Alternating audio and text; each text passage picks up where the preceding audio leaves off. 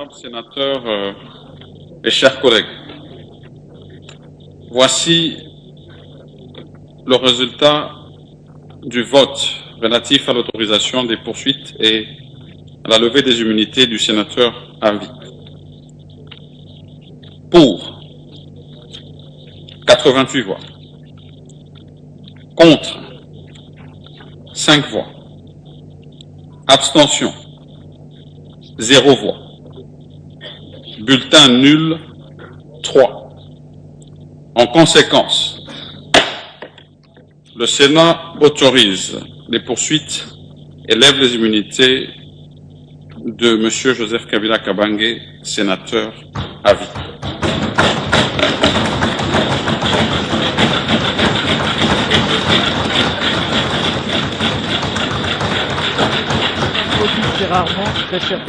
Honorables sénateurs et chers collègues, à présent je demande à l'honorable rapporteur de donner lecture de la résolution relative au vote que nous venons d'exprimer. Mon chevalier, et qui est devant son siège, et il ne va plus siéger ici. Il faudrait peut-être attendre les jours à venir. Peut-être qu'il bénéficierait de la grâce présidentielle, qui sait. Mais en tout cas, c'en est fini pour cette fois. Résolution du Sénat numéro du 22 mai 2025 relative au réquisitoire de l'auditeur général près la haute cour militaire aux fins de l'obtention de la levée d'immunité parlementaire et de l'autorisation des poursuites du sénateur à vie Joseph Kabila Kabange, ancien président de la République démocratique du Congo. Le Sénat, réuni en séance plénière du 22 mai 2025, vu la Constitution, spécialement en ses articles 100, 104 alinéa 7 et 107 alinéa 1 et 2, vu son règlement intérieur, spécialement en ses articles 4, 5, 223 et 224, attendu que par son réquisitoire numéro AG/0448/2025 du 30 avril 2025, l'auditeur général près la haute cour militaire a demandé au Sénat, sur pied des articles 104 alinéa 7, 107 alinéa 2 et 153 de la Constitution, la levée des immunités parlementaires et l'autorisation des poursuites du sénateur à vie, Joseph Kabila Kabange, ancien président de la République, présumé être l'auteur de participation au mouvement insurrectionnel du M23 AFC, de trahison et de participation à des crimes de guerre. Considérant qu'en vertu de l'article 104 alinéa 7 de la Constitution, les anciens présidents de la République élus sont des droits sénateurs à vie, que par conséquent, les dispositions constitutionnelles et réglementaires relatives au statut des sénateurs lui sont applicables, sans préjudice de la dispense des obligations auxquelles le sénateur est tenu, prévues à l'article 5 alinéa 2 du règlement intérieur du Sénat. Considérant que la Constitution dispose en son article 107 alinéa 1 et 2 que d'une part, aucun parlementaire ne peut être poursuivi, recherché, arrêté, détenu ou jugé en raison des opinions ou votes émis par lui dans l'exercice de ses fonctions, et, d'autre part, aucun parlementaire ne peut, en cours de session, être poursuivi ou arrêté, sauf en cas de flagrant délit, qu'avec l'autorisation de l'Assemblée nationale ou du Sénat selon le cas. Considérant que la levée des immunités d'un sénateur et l'autorisation des poursuites contre lui relèvent de la compétence du Sénat, conformément à cet article 107 de la Constitution, en son alinéa 2, considérant à cet égard que la loi numéro 18/021 du 26 juillet 2018 portant statut des anciens présidents de la République élus qui confère en son article 8, alinéa 1er, cette prérogative au Congrès à l'égard de ses bénéficiaires, ne peut prévaloir sur la Constitution dont l'article 119 énumère limitativement les attributions du Congrès d'une part, et seule une loi constitutionnelle peut modifier ou remplacer une disposition de même nature d'autre part, qu'au surplus, aucune disposition du règlement intérieur actuel du Congrès ne mentionne et n'organise la levée des immunités parlementaires ainsi que l'autorisation des poursuites des anciens présidents de la République élus. Considérant qu'en vertu des articles 153 et 156, alinéa 2 de la Constitution, 120B, 162, 169 et 214 de la loi numéro 023/2002 du 18 novembre 2002 portant code judiciaire militaire tel que modifié et complété à ce jour et 77 alinéa 1er de la loi organique numéro 13/010 du 19 février 2013 relative à la procédure devant la Cour de cassation,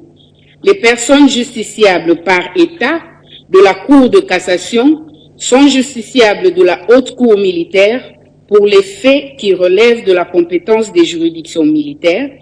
et les officiers du ministère public militaire disposent en matière d'instruction préparatoire des mêmes pouvoirs que ceux des parquets près les juridictions de droit commun.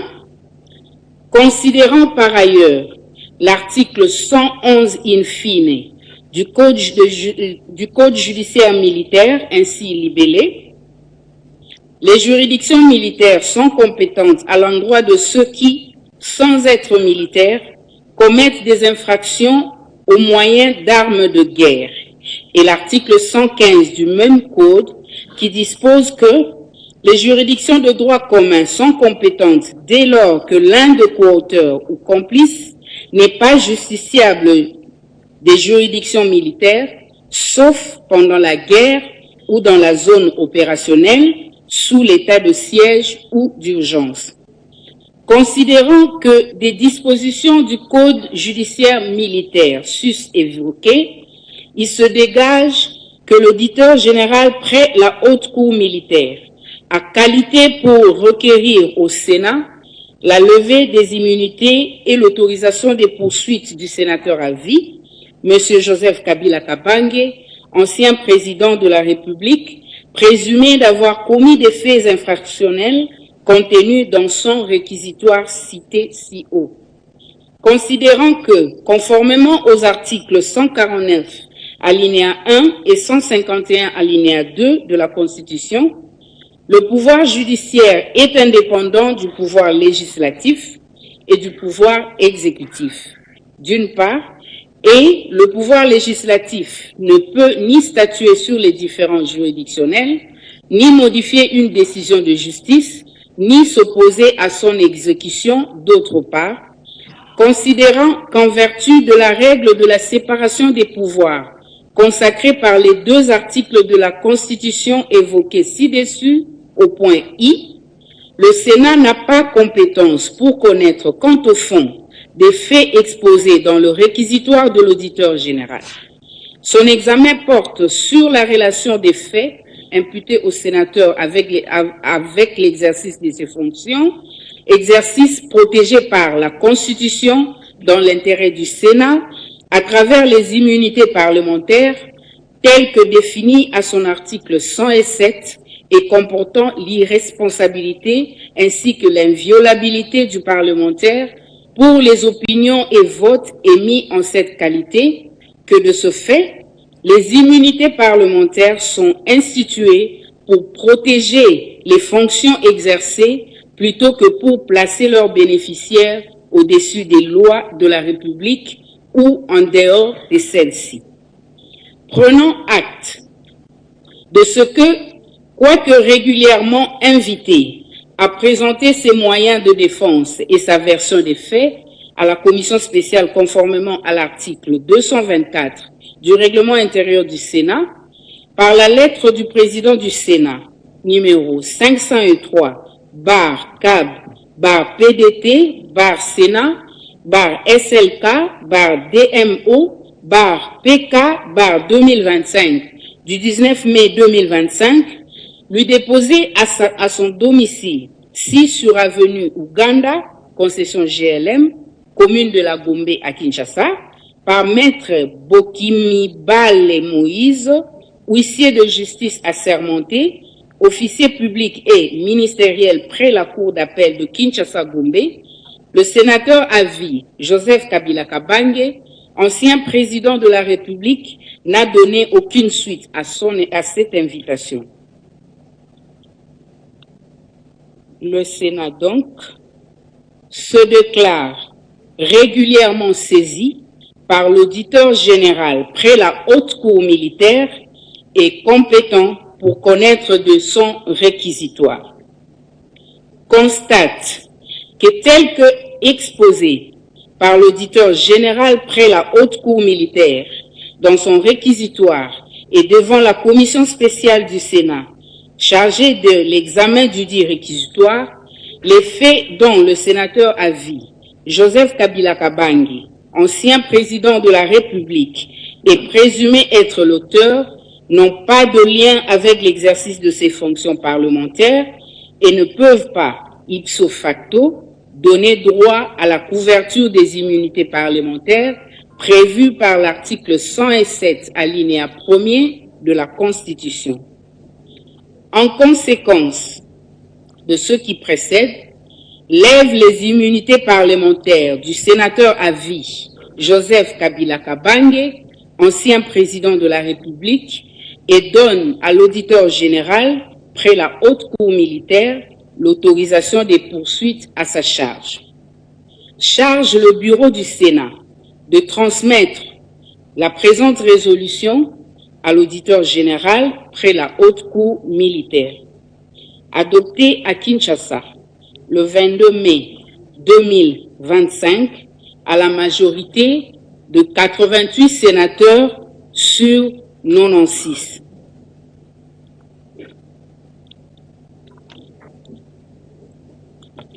Merci, honorable rapporteur. Honorables sénateurs et chers collègues, cette résolution, adoptée conformément à l'alinéa 7 de l'article 224 du règlement intérieur, sera transmise à qui de droit. Honorables sénatrices, honorables sénateurs et chers collègues, nos travaux de ce jour touchent à leur fin. Il ne me reste plus, bien sûr, qu'à vous remercier pour la participation à cette plénière historique et dont on se souviendra encore longtemps. Et comme d'habitude, vous demandez de rester disponible pour la République et à l'écoute de la rapporteure pour notre prochaine plénière. Que Dieu nous garde et nous bénisse tous. Merci à tous. La séance est suspendue.